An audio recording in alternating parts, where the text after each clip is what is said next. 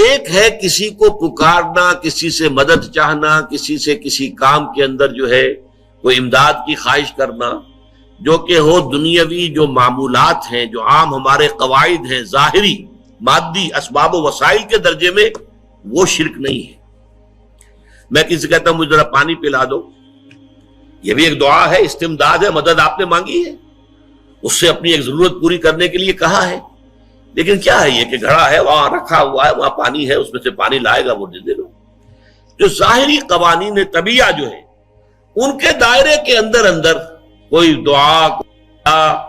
کوئی استمداد، کوئی استعانت، کوئی استغاثہ، اس میں کوئی حرج نہیں۔ غیبی اعتبار سے کسی کے ساتھ بھی کوئی دعا کی جائے گی اللہ کے سوا، وہ شرک ہے۔ وہ استدعا ہو، استغاثہ ہو، استعانت ہو، استمداد ہو، استنصار ہو،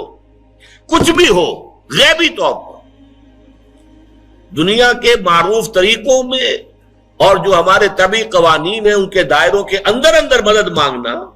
اس میں قطعاً کوئی شرک نہیں ہے، توحید ہے۔ البتہ اس میں بھی ایک باریک نکتہ ہے۔ ایک بزرگ تھے جو فوت ہو گئے، انہوں نے یہ بات مجھے جس طرح سمجھائی تھی وہ آج بھی میں ان کا مشکور ہوں کہ دنیا میں عام قاعدے قانون کے تحت بھی کسی سے کچھ کہنا کہ بھائی میرا یہ کام آپ کر دیجئے، آپ کر سکتے ہیں، ایک دفعہ کہنا جائز ہے، دوسری مرتبہ یاد دلا دینا کہ شاید بھول گئے، وہ بھی جائز ہے، تیسری مرتبہ کہنا شرک ہو جائے گا۔ تم نے یہ سمجھا ہے کہ تمہارا کام یہی کر سکتا ہے، کام کرنے والا تو اللہ ہے۔ لا فاعل فی الحقیقت ولا مؤثر الا اللہ، حضور نے فرمایا کہ اگر تمہیں جوتا باندھنے کا تسمہ درکار ہو تب بھی اللہ سے مانگو، کسی کے سامنے سوال کا جو ہاتھ جو ہے وہ دراز نہ کرو۔ اللہ نے تمہیں ایک عزت نفس دی ہے، اس عزت نفس کو ڈھیلا نہ بناؤ، کسی کے سامنے جو ہے اپنا ہاتھ پھیلا دینا، اپنی عزت نفس جو ہے تو ختم کر دینا ہے، مت مانگو کسی سے کچھ۔ لیکن یہ کہ ٹھیک ہے دنیا میں کام چلتا ہے۔ حضور کا شکی شان تو یہ تھی کہ اگر آپ سواری پر ہوتے تھے اور آپ کی چھڑی گر گئی تو سواری کو بٹھا کے اس سے اتر کر چھڑی خود اٹھاتے تھے، آپ کسی اپنے ساتھی سے یہ نہیں کہتے تھے کہ میری چھڑی پکڑا دو گے۔ آپ کی تو غیرت کا عالم جو ہے وہ بہت بلند تھا، بہت بلند تھا، بہت بلند تھا۔ لیکن دنیاوی عام طریقے سے یہ کہ ٹھیک ہے بھئی آپ ایک کام ہے آپ کر سکتے ہیں، یہ کر دیجیے، اس نے کہہ دیا ٹھیک ہے میں کروں گا، پھر بھول گیا یا کچھ اور ہوا، دوسری مرتبہ یاد دہانی کرا دی، تیسری مرتبہ جو ہے انہوں نے کہا کہ پھر اس میں شرک کی بو آنے لگتی ہے کہ معلوم ہوتا ہے کہ آپ نے سمجھا ہے کہ اسی کو اختیار حاصل ہے، یہی مقتدر ہے،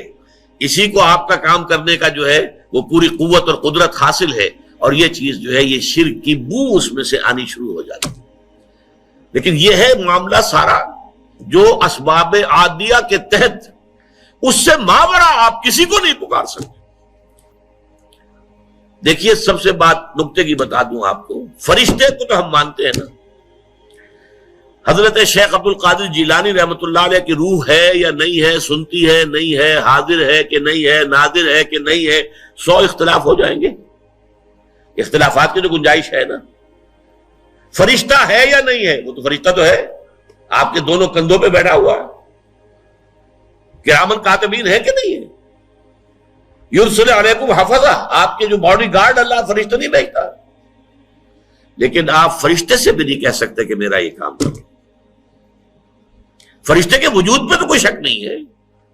یا جبرائیل میرا یہ کام کرو، قطعاً نہیں، غلط، شرک۔ لا تدعو مع اللہ احدا، اللہ کے سوا پکارنا کسی کو نہیں ہے، دعا کسی سے نہیں ہے، استغاثہ کسی کا نہیں ہے، استعانت کسی سے نہیں ہے، استمداد کسی سے نہیں ہے، استنصار کسی سے نہیں ہے سوائے اللہ۔